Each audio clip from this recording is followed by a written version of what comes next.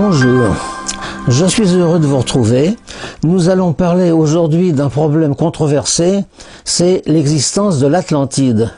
En général, on considère que l'Atlantide est un mythe, un continent totalement mythique. Je vais essayer de démontrer qu'il n'en est rien. Notre principale source de renseignements sur l'Atlantide, c'est Platon. Or, Platon nous dit que l'Atlantide était un continent situé au-delà des colonnes d'Hercule, ce qui veut dire au-delà du détroit de Gibraltar, autrement dit en plein Atlantique. C'était une grande île, d'après Platon, qui mesurait à peu près 3 millions de kilomètres carrés, transformée évidemment en mesure moderne, ce qui fait à peu près 6 fois la France. Elle était composée d'une plaine de 200 000 kilomètres carrés, à peu près 5 fois la Suisse, entourée d'une ceinture de montagnes. Au sud de cette plaine, il y avait la capitale, qui était reliée à la mer par un canal. Au milieu de la capitale se trouvait l'Acropole, une colline surmontée d'un temple dédié au dieu Poséidon, qui était le nom grec d'ailleurs de Neptune. Le degré de civilisation des habitants, les Atlantes, était assez élevé, pas élevé de façon extraordinaire, mais plus élevé que l'Europe. Ils connaissaient déjà le travail des métaux, alors que l'Europe, on était encore à l'âge de pierre.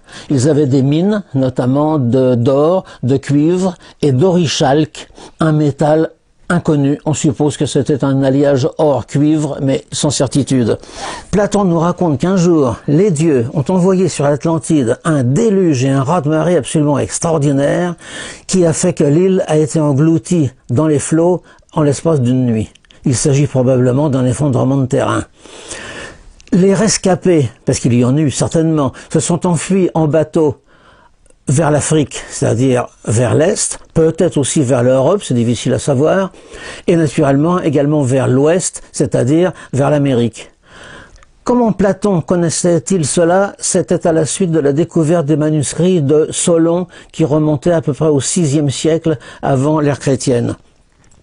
Comme le pays occupait le centre de l'océan Atlantique, il est bien probable que les Açores en sont les vestiges. Alors l'Atlantide est-elle un mythe ou une réalité? En général, la science universitaire considère qu'il s'agit d'un mythe inventé par Platon qui aurait utilisé ce moyen pour décrire une société idéale. À mon avis, cette affirmation contient 3 erreurs. Tout d'abord, le récit de Platon n'a absolument pas le ton d'un mythe. Il existe des mythes chez Platon, ils n'ont pas du tout le même style. Le ton de Platon est celui d'un rapport historique ou d'une description géographique, pas du tout le ton d'un mythe.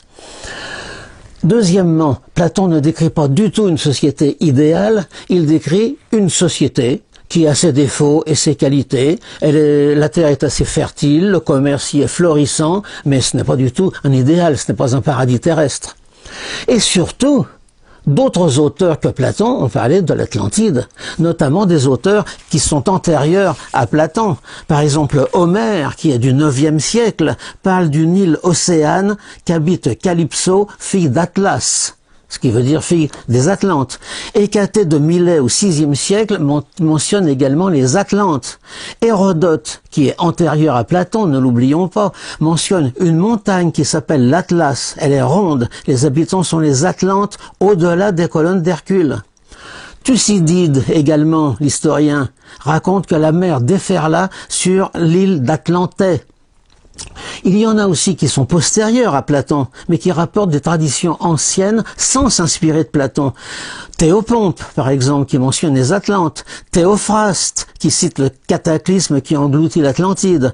Diodore de Sicile, qui décrit les Atlantes, qui avaient une terre prospère. Leur premier roi fut Ouranos. Les dieux sont nés chez eux. De plus, on connaît l'Atlantide par de très nombreuses traditions transmises par les peuples tant de l'Ancien Monde que du Nouveau Monde. Les habitants de l'ancienne Gaule et de l'Irlande disaient avoir été envahis jadis par les survivants d'une île engloutie. Les Basques avaient une tradition semblable. Les Guanches des îles Canaries gardaient le souvenir d'un continent englouti. Au Mexique, les Aztèques parlaient d'un continent disparu, une île montagneuse située à l'est et nommée Aztlán, qui est le même mot que Atlan, évidemment. Au Venezuela, on parlait aussi d'un peuple nommé Atlan. En Égypte, les textes des pyramides ne mentionne évidemment pas l'Atlantide sous ce nom, puisque c'est un nom grec, mais il mentionne un continent très loin vers l'ouest, nommé Amentet. Ce mot dérivait de Amen, qui signifie ouest. Un jour, les volcans d'Amentet éclatèrent en flammes, puis ce fut la grande inondation, un terrible raz-de-marée qui déferla sur l'île qui s'engloutit en quelques heures. Alors, les survivants, d'après les textes, se sont enfuis sur 3 bateaux. Il est probable qu'il y en eut beaucoup plus, mais les textes en citent 3, pour des raisons mythologiques probablement. Ces bateaux s'enfuient vers l'est, c'est-à-dire dans la direction de l'Afrique.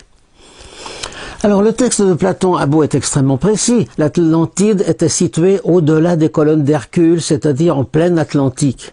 Malgré cela, des farfelus l'ont située dans les endroits les plus inattendus, au Bénin, au Nigeria, en pleine mer du Nord, dans l'île de Helgoland par exemple. Et puis, la localisation la plus amusante, c'est l'île de Santorin, qui est une petite île de 76 km² située au sud de la Grèce. Ce serait donc imaginer que Platon a été assez sot pour confondre l'île de Santorin avec un immense continent atlantique. Un peu comme si de nos jours, un grand savant confondait l'île de Ré avec le continent américain. Ça ne tient absolument pas debout. Alors voyons maintenant quelques preuves tirées des disciplines scientifiques. Tout d'abord, la géologie. Le grand géologue Pierre Termier, mort en 1930, écrit: géologiquement parlant, l'histoire platonicienne de l'Atlantide est extrêmement vraisemblable. Toute la région au nord des Açores a été engloutie très récemment à une époque qui, pour les géologues, appartient déjà au présent. Termier ne connaissait pas la théorie de la tectonique des plaques, qui est postérieure à lui, mais cette théorie renforce totalement son opinion.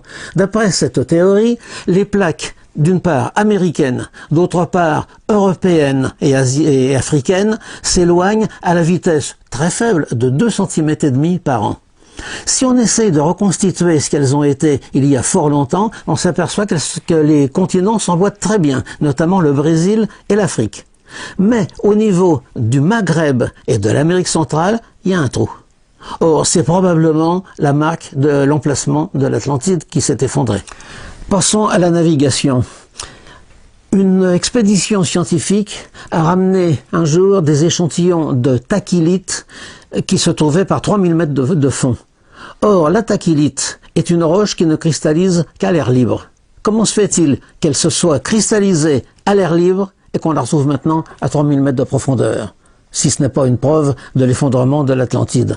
Également, l'expédition du commandant Cousteau a découvert des formations qui ressemblaient à des espèces de jetées, à des dalles et même à des escaliers. Un navire soviétique a également observé quelque chose qui ressemblait à un escalier. Disons maintenant quelques mots de la zoologie. Parmi les animaux dont Platon peuple l'Atlantide figure notamment l'éléphant. Mais l'éléphant est un animal de l'ancien monde, totalement inconnu en Amérique. Comment est-ce que les Amérindiens auraient-ils pu le connaître? Or justement, on a retrouvé en Amérique centrale des représentations très nettes d'éléphants. Comparons un peu les civilisations aussi de part et d'autre de l'Atlantique. On trouve certains symboles religieux identiques, la structure du calendrier est identique, et principalement, citons les pyramides à degrés. Comparons les pyramides des Mayas avec la pyramide de Saqqara en Égypte. Elles ont exactement la même forme. Pour finir, la linguistique. On a pu établir une vingtaine de mots, c'est pas énorme, qui se ressemblent énormément entre les langues d'Amérique et les langues d'Europe. L'exemple le plus typique, c'est le mot pour Dieu, qui se dit Théotl dans la langue des Aztèques au Mexique et qui se dit Théos en grec.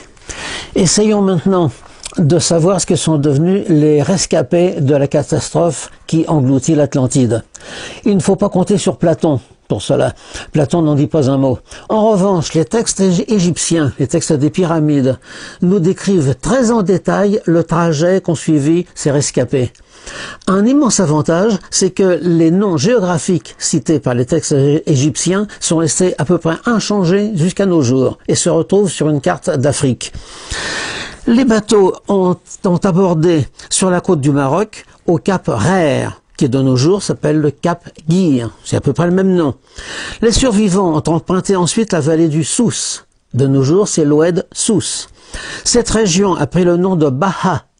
En égyptien, Baha signifie inondation. C'est encore son nom actuel. D'ailleurs, une tribu berbère se nomme Haït Baha, ce qui veut dire les fils de l'inondation. Une autre tribu berbère s'appelle Haït Ament, ce qui veut dire les fils d'Amentet. Les survivants arrivent dans la région du Touat.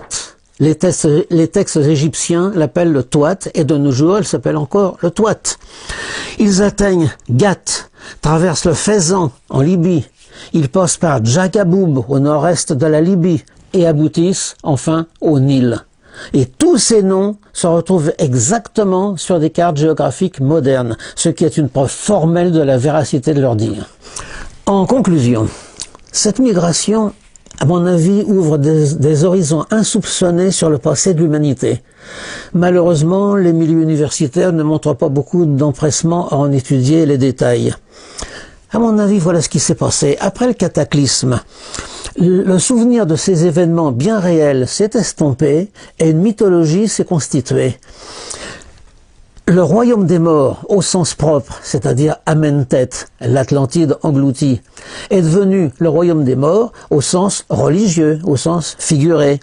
Il est frappant que dans la région égyptienne, le Touat était une sorte de purgatoire qu'il fallait traverser avant d'arriver au royaume des morts.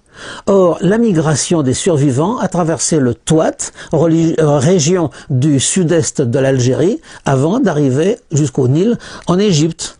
C'est de là que vient cette croyance que à la mort d'un homme, son âme devait refaire d'est en ouest le trajet que ses ancêtres les Atlantes avaient fait d'ouest en est. Et ce voyage se faisait sur la barque d'Isis. Il est frappant à ce sujet que la barque d'Isis est toujours représentée voguant d'est en ouest, ce qui prouve qu'elle ne vogue pas sur le Nil, puisque le Nil coule du sud vers le nord. Si tout cela est vrai, eh bien il faut en conclure que la civilisation qui a influencé les autres civilisations, au moins de part et d'autre de l'Atlantique, c'est la civilisation des Atlantes, dont en fin de compte nous sommes les héritiers. Alors pour ceux qui sont intéressés par ce sujet, je signale que j'ai écrit un petit livre, L'Atlantide, le continent perdu, qu'on peut se procurer à mon adresse. Por la esperantistoj, tiu libro ekzistas ankaŭ en Esperanto, Atlantido, la perdita continento. Ne hezitu kontakti min. Ĝis revido. Au revoir.